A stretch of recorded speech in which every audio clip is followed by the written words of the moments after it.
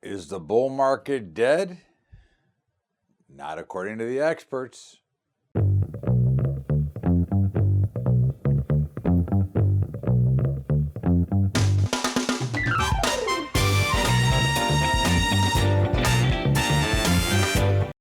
What's up, everybody? Welcome aboard to Bubba's Bottom Line. Todd Bubba Horowitz with you, and this is Saturday, December the 8th, and I'll be off to Vegas this afternoon for my seminar next week, so I wanted to make sure I got my Bubba's Bottom Line out for you this week, and of course, what a week, right? After last week's big trade war truce and the markets exploding higher on Monday. And then, of course, the rest of the week, we ended up basically falling off a cliff. Of course, we had the day of mourning on December 5th for 41, George Herbert Walker Bush. And of course, the markets, although were closed in the pits, electronically were open and they were much higher. But again, I think as we go back and look at the action, I think your first sign of warning should have been on Monday.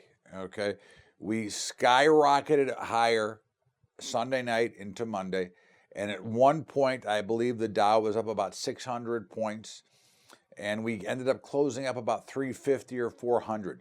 So that was warning number one, the inability to follow through the overall rally.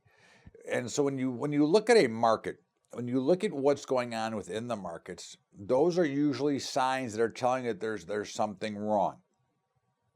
But of course, according to the pundits, the advisors, and all the guys that have no real skin in the game, which to me I find very frustrating as a real trader, as somebody who puts his own money at risk when I talk about the things that are going on in the market, I find it an embarrassment to hear what a lot of these say, and we will cover that more in our commentary.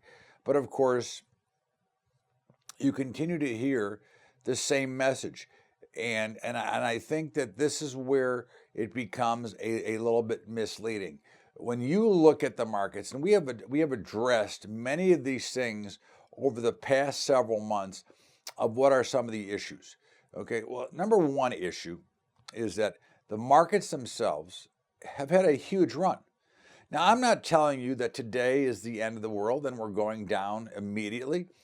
What I'm saying to you here, and I think if you learn to follow the footprint of the market, okay, what kind of phase or position are we in this market? And I think the phase we are in is what we call wide sweeping consolidation. But this was the first week where we saw the markets hit the top of the range and hit the bottom of the range in the same week. Now, by the footprint of the market, we are still in a big, wide sweeping consolidation. So with all the blood curdling in the street and with all the panic and puking going on, I would venture to say that more than likely we will see some sort of a rip your face off rally next week. I think we'll see some sort of a big pop to the upside, which will probably fail. As you know, we have been from the camp over, again, the last couple of months, I guess, is we want to be a seller of the rallies. And the only question is how far does the rally have to go to where we're going to sell it? So as we look at the market, I would say that just in general terms, you could look at 24,000 Dow to 26,000 Dow. And that has been the exact range. And as a matter of fact, we just about hit the top and the bottom end of that range during the week. So when we look at the big picture, okay, understand that you're in big consolidation and we're not going to go straight down. Again, it looks bad. But again, you will see most likely a huge rally. And, everybody's already talked to me about, well, is this 1987 again? And the action was actually very similar to 1987, but 1987 will never happen again the way that happened because of the circuit breakers and the things that are put into markets to stall. Now, if you've ever wondered to yourself, why do they put circuit breakers in? Why do we have these pauses in the market? And here's the simple answer.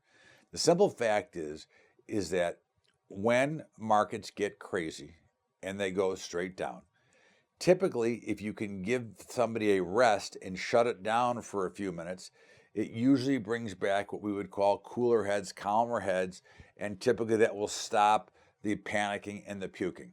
That is the reason for the circuit breakers, to slow things down, to give investors and the big firms an opportunity.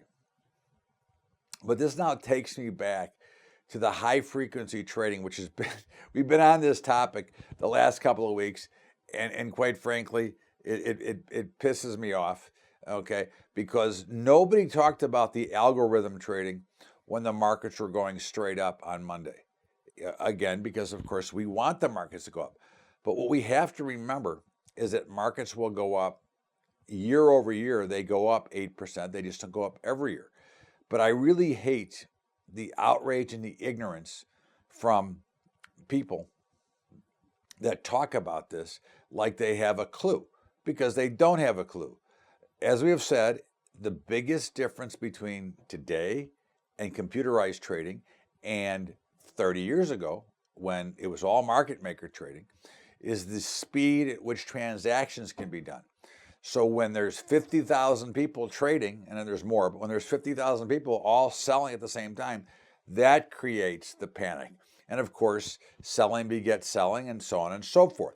So again, that'll be more covered in my commentary as well, but I'm sick of hearing of the nonsense that's spewed out there. I think that the advisors and those that have reasons to have you in because of commissions, okay? It's not that they're so much believers that the market will actually go up, but the only way that they make their money is to have your money working in the market so that they can get their commission. When you're sitting on the sidelines in cash, they are not getting paid. So I think that becomes an issue. But when we look at some of the big key events during the week, we had the jobs number, okay? Now, the jobs number was another little bit of a miss. Now, again, 155,000 jobs, not so bad. Unemployment rate stayed around the same, 3.7. We did see a hike in wages. So what does that mean, okay? Well, the first part is, as many will call this, a potential Goldilocks scenario, because it may keep the Fed out. In fact, I think Bullard said yesterday that, well, maybe we shouldn't even hike in December. Now, again, I go back to the same question I will ask you and say, if the economy is doing so well, if we are seeing so much growth, if, why is there a problem with raising rates? And of course, if you were watching on Thursday, you saw the markets make a dramatic recovery. And those of you who get Bubba's Daily Update knew that it was coming, because I sent you out an update saying that be careful here. It looks like it's coming. Okay. Now, my real answer, or real statement to you here is very clear. Okay. The Fed has no clue. They are totally worthless when it comes to understanding how the markets function and how things really happen here. So when you start to hear them talk, what are they really telling? What is the message that they are sending you when they are talking? It's telling you that they have no idea of what to do next, and they're starting to panic. Remember Billy Ray Valentine? They're panicking out there. I can feel it. Well, that's really what you're seeing from the Federal Reserve. They are now trying to manipulate the rates around what the equity market is doing, instead of letting the free market system trade, okay? Because one thing we know for a certainty is the free market will price asset classes by themselves, because it becomes into the supply-demand formula. For all of you mathematicians and followers, you can say and say, okay, so if there's a big demand for money, then interest rates are going to go higher. If there is not a demand, then interest rates are going higher, because the objective when we look at any marketing plan or any business is banks are selling money, we're buying money. That's really what it comes down to. So what is that money worth? And if the Fed would get the hell out of the way, because, again, whatever they say is never right. And of course, there was some article in the Wall Street Journal that came out late Thursday that timed right into the big rally that said, well, the Fed is not going to raise as much. Why should the market be so concerned about what the Fed is going to do? Again, I go back to that they have no clue, that we need to be on a supply-demand formula and let asset classes price themselves. I think that what the Fed has managed to do is to destroy the value of the dollar, make Americans work harder for the same amount of money, even though it sounds like, well, I'm making $150,000, versus I was making 100 10 years ago, but that 150 is nowhere near the 100. Okay. Again, these are just things that we get this artificial architecture of what's supposed to happen. Then we have the OPEC situation. And of course, yesterday morning, as we were trading live for the jobs number, oil all of a sudden started to rally. Okay, it started to take off and it was skyrocketing. And I said during that live call, I go, there's news coming. I don't know what it's going to be. It's got to do with OPEC, I'm sure. And there's news coming and there's news pending. And sure enough, out about an hour later came out the news item. So this goes back to understanding the function and how markets work, because we now see that markets work based on what's going on. So you had people, you had those who were in the know anticipating the news. And of course, crude oil pushed its way up to 54.22 before closing the day at about 52.10. So once again, failure. And this is what we have to understand. And this is what I want you to understand about the overall markets. Okay. But it looks like at this particular point that Goldilocks, okay, the old Goldilocks economy, which I believe was started by our own Larry Kudlow, but I think the Goldilocks economy is dead. Okay. I think you're starting to see that investors and traders and everybody alike is realizing that the Fed is indeed actually clueless and they have no idea how to get out of here. Because are we in a recession? Is this the start of a recession? Well, it's certainly the start of a bear market. We are certainly looking to go significantly lower.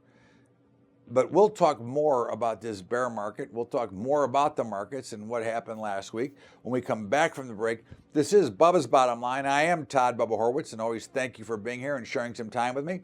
I want to remind you to, if you'd like to get the free book from my friend Adam Barata, who owns Advantage Gold, you can go to BubbaTrading.com/gold. And Gold is a Better Way is the name of the book. He's willing to give you a hard copy of that book for free. So make sure you check that out. And in the meantime, if you'd like to help out our high school program, which we're really struggling, you can help us out at Patreon, patreon.com/Bubba Trading. That's patreon.com/Bubba Trading. Now let's get back to Bubba's Bottom Line. Welcome back to Bubba's Bottom Line, and I am Todd Bubba Horwitz, and as I said, always great to be here. And we started to talk a little bit about the bear market and where we are and where we're going to go. Well, to me, I look at the markets, and again, we are still in this big, wide, sweeping range, so it's not confirmed that we're going to totally break down.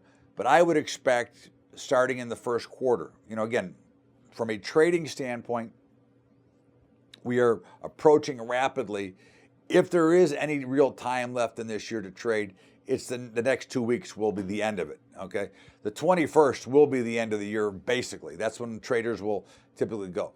But I believe that you're going to see these vicious rallies, and I think the important part to understand about these vicious rallies when they do show up, and they just show up, and we call them the rip your face off variety, but when they start to show up now that we are in a bear market, and if you don't think we are, take a look at Apple, take a look at Amazon, take a look at the new highs versus new lows every day. Take a look at everything that would affect markets, and you're seeing that there's nothing that is all too positive. So again, I do not want you to expect that the markets are going to go straight down. They're going to trade. So what I'm looking for now is that rip your face off rally. And I could see us going as high as 25,000. We could go back to the top end of the range and break from there. I'm looking, and I think you should be looking for opportunities to sell into these rallies, but you want to let the rallies play out. You want to watch the chart and understand when the footprint starts to change, that's when you want to start to look to be a seller. In the meantime, the market's top end of the range, bottom of the range, pretty much across the board. NASDAQ looks really ugly. It has been under just dramatic pressure. In fact, in the last week, I think the NASDAQ has lost about 5% or 6% on its own. The Russell looks weak, which was something that tipped this off.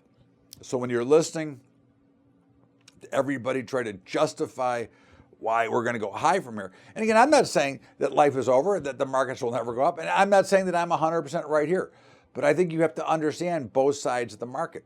And I think we've talked about gold extensively for the last couple of months as well. And we have identified, if you remember, we identified gold at 1180 as the low, and the overnight print was 1167, and we said, this looks like it has a chance that it should go to 1240.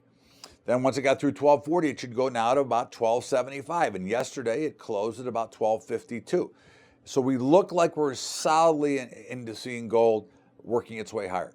And that's in the face of the higher dollar. Now, we think the dollar is going higher as well. And I think this is one of the things that is also a problem, is people get too tied up in the correlations of different assets. Eventually, they will correlate.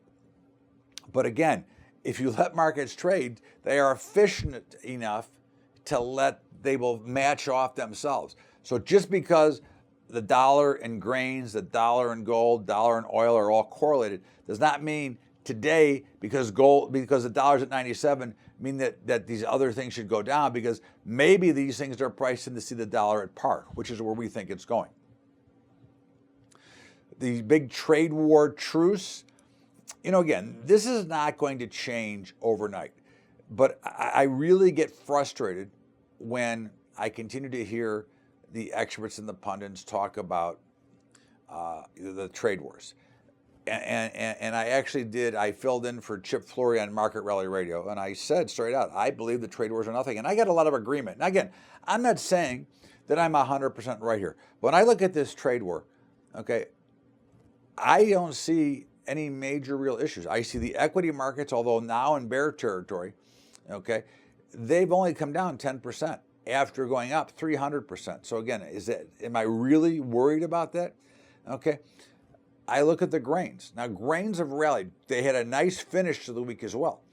And soybeans are back over $9. Wheat's about $5.30, and corn's about $3.85. So when I look at those, I go, well, where's the trade war problem? So again, I think the trade war is more of a news item. I think it's more about the media, and it's more about the politicians, and it's more about the lobbyists who benefit. Personally, I don't think it's had as great of an effect on farming and producing, except that if we hadn't had bumper crops back to back, especially in soybeans, I think that we would not be talking about this, because prices would be higher. I think that you're seeing that China may not be buying direct, but certainly there's a lot of unknown big orders coming in, and we know where they're coming from. But there is now a competition to be a supplier because of the amount of supply that's around. Again, we are not in a shortage right now. We are in an overabundance, which is why we're seeing farmers and producers store their grains, because there's too many. Okay. Again, if you look at oil, we have said, even when we were getting puked out on oil, we said that there was too much supply, and eventually that would play itself back out. So now technically it finally played out, and here we are, okay? Too much supply, there's a glut, so oil is collapsing. Last year, before there was ever a trade war talk, what did we tell you? We said that there was a problem in soybeans, that if they could not hold the $10 level, they were going down into 8s. What happened? They couldn't hold the $10 level. They went down into 8s. But everybody wants to blame, of course, the trade wars. And of course, that's part of my commentary. So more of that later. But you look at the dollar. The dollar looks very strong. It looks like it wants to continue to go higher. The meats had a tough week, but they held major levels. Okay. Now, my biggest concern in the meats is the feeder cattle right now, but as long as they hold 142.50 or so, I'm going to still want to be bullish there. I think we get over confused, and I think the feeders are probably under a little bit of pressure because of the price of corn and the big rally in corn. But fats look really good, which is live cattle for those who don't understand fats. And the hogs, February hogs are right up against resistance. So to me, they look really solid. In fact, again, if we go back to what my original thesis is we believe that the markets are going to sell off equities, okay, which will then take new money and bring that into the alternative space. And that's what we're looking for. And I think that works out. Now, the cryptocurrencies have been under dramatic pressure for quite a while, but really the last couple of weeks. This looks like and has all the makings of a potential blow off to the downside. Now, again, let's reiterate where we stand with cryptos. Okay, I own them. Okay, I'm a buyer of them. I'm not. If I lose all my money in the cryptos, I will not miss a meal. Okay, I would never want anybody to overinvest here. But the theory, you're seeing a lot more use of the blockchain. You're seeing a lot more small countries adapt cryptos as their currency. So if you can find the right one, okay, as I said, as my grandma used to say, maybe I'll bet on the crooked horse. If you can find the right couple of cryptos, which is why, if you want to play, and I'm not recommending that you do, but if you want to play, put a few $100 in a couple of different ones and look for basically the lottery ticket, because that's really what we want. Because again, the reason that I think you're seeing so much struggle here with the cryptos, this goes back to, again, our friends at the Fed, our friends at central banks around the world. They are trying to figure out a way where they can scam their way through and get their fair share out of that money. So they don't want to have it to be successful. So they're putting undue pressure. But again, I think once again, those are in free markets. You can trade them right now. Okay, they trade 24 hours a day, 7 days a week. I think they will be fine. And again, I compare this very much to the internet. I think the collapse happened faster than the internet. But remember, because the internet wasn't around when the internet started, so it took longer. Everything happened, cycles run much faster right now because of the amount of information that we're seeing. And of course, we have our good old friends from OPEC, who I believe now is meaningless. Okay, you talk about OPEC, and OPEC used to mean something. You know, remember, we were not always net producers of oil. We were net importers. We didn't care because when oil was $15, $16, $14 a barrel, who cared? I mean, when I pumped gas, which I did pump gas in the 70s, I started pumping gas when it was 29 cents a gallon. Okay, you know, obviously now it's over $3 or $2, whatever it is. But in the meantime, OPEC has no real meaning. Why? Because the United States is a net exporter of oil. We can produce all we want. And if you want to continue to argue about price of where we should be going, everybody says the shale producers have to get $60, $70. They're getting their loans called in. They're going out of business. I have one question to ask you. Why are they still putting up rigs? Why are they still pumping? If it's so dire and they have to get so much money, then why are they still putting it out there? Just remember that when you look at the price, because we expect crude to go back to the 40s.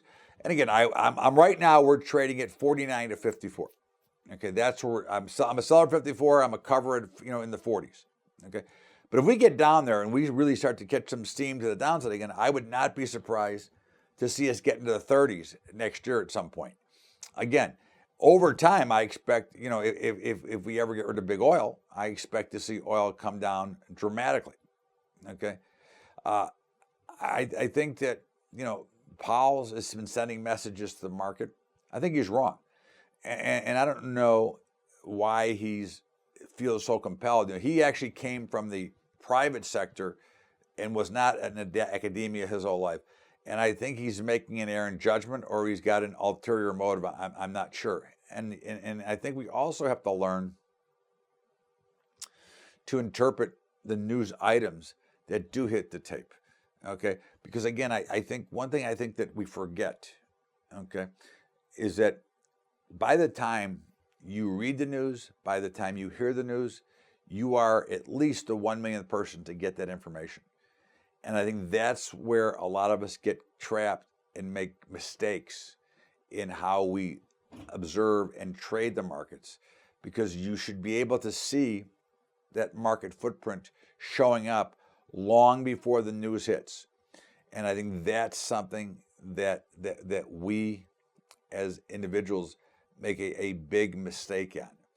And I just think you have to look at what we got going on here. You've got a credit bubble going on. You've got obviously massive amounts of debt. Nobody wants to talk about it. They want to continue to ignore it. In the meantime, this is Bubba's Bottom Line. Todd Bubba Horwitz. We're going to step out here for our final break and come back with my commentary.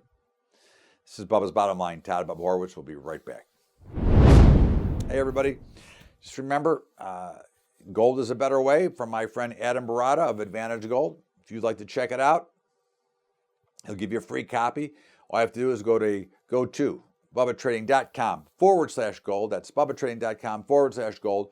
If you'd like to help us out with our high school program, you can go to Patreon, patreon.com/BubbaTrading. That's patreon.com/BubbaTrading. Now, let's get back to my commentary on Bubba's Bottom Line. Welcome back to Bubba's Bottom Line. Todd Bubba Horwitz with my weekly commentary. And, you know, as you may or may not know, I do a lot of media, and I'm on air a lot. And I watch a lot when I'm going to be on so that I can get a flavor for what's happening. And I got to tell you, I find it so irritating and so depressing to listen to people talk and listen to them try to justify why the markets are going down, okay, and then how they should rally. And they continue to bring in the same crappy guests that don't trade their own money, that don't have their own skin in the game. They have your skin in the game. I want to hear from people that are actually trading with their own money, telling you that, yes, I believe I'm a buyer of this market with my money. I'm not a buyer of this market with your money. And I think they do a dramatic disservice to the casual investor, okay, who's just looking for some advice. Now, again, first thing first, you should be hedged. But if you're not hedged, casual investors should not really watch the market actively. Because again, you have to go back to the theory that the markets go up 8% year over year. You're buying good companies. You shouldn't worry day to day. Although with all this technology, we do. But I think that the media, you know, you talk about fake news, and of course, President Trump talks about fake news. I think that the media does a disservice because they continue to try to cheerlead and pump up the markets. And the fact of the matter is the markets go up and the markets go down. Eventually, they will go higher. But I think you don't want to create, well, is this the buying opportunity? Okay. Well, nobody knows exactly when the buying opportunity. I think this is where a lot of people get themselves into trouble because of the misreporting on high frequency trading, on algorithm trading. Again, if you understand the algorithm, which nobody on air understands, algorithms are not trying to make $50. Okay. They want to make a half of a penny. They want to make a fraction of a cent on a lot of trades. High frequency is simply just the replacement for the market makers. And then you get into how they discuss the trade wars. Okay. And everybody with the fretting of the brow and the wiping their forehead. Oh my God, it's the end of the world. We have these trade wars. What are we going to do? In my opinion, all these trade wars talks, all their fretting on air, all this has done is allowed a lot of the retailers to raise their prices and blame it on tariffs and pass costs on that they have not even seen yet. Now, that's my opinion. I don't know that for a fact, but I'm going to make that as a guess because, again, I've seen this movie before, whether it's through rising commodity costs or through other things. So I think, again, the media does a dramatic disservice. Of course, they need news and they want to get ratings, but I think they do a dramatic disservice to everybody by making this into the story when it's still, at this point, a non-story, okay? When you even look at the amount of things that are tariffed and the percentage of the tariff in the big scheme of things, it's fractions. But yet, every day you hear the wiping of the brow, the sweating, and oh my God, these tariffs. To me, I've said this earlier today, and I've said it repeatedly, The only guys that really right now at this point care about the tariffs are the politicians and the lobbyists that benefit and get all that cash in their pocket from screwing the American people, okay? From taking advantage of the middle class. That's what I see when I hear all these stories. And I think it's a tragedy and it's sad that right now we're worried about the Fed and we're worried about the trade wars when the Fed should be ended and the trade wars are not an issue. And that'll do it for today's Bubba's Bottom Line. Todd Bubba Horowitz, as always, I thank you so much for being here. I hope you'll have a great weekend. You will get Bubba's Daily Updates, and they will be coming from Las Vegas. I'll be doing a seminar there. Have a great weekend, everybody. Thanks so much. Bubba's Bottom Line. We'll see you on Monday with the update, and next week back with Bubba's Bottom Line. Have a great weekend, everybody. We'll see you later.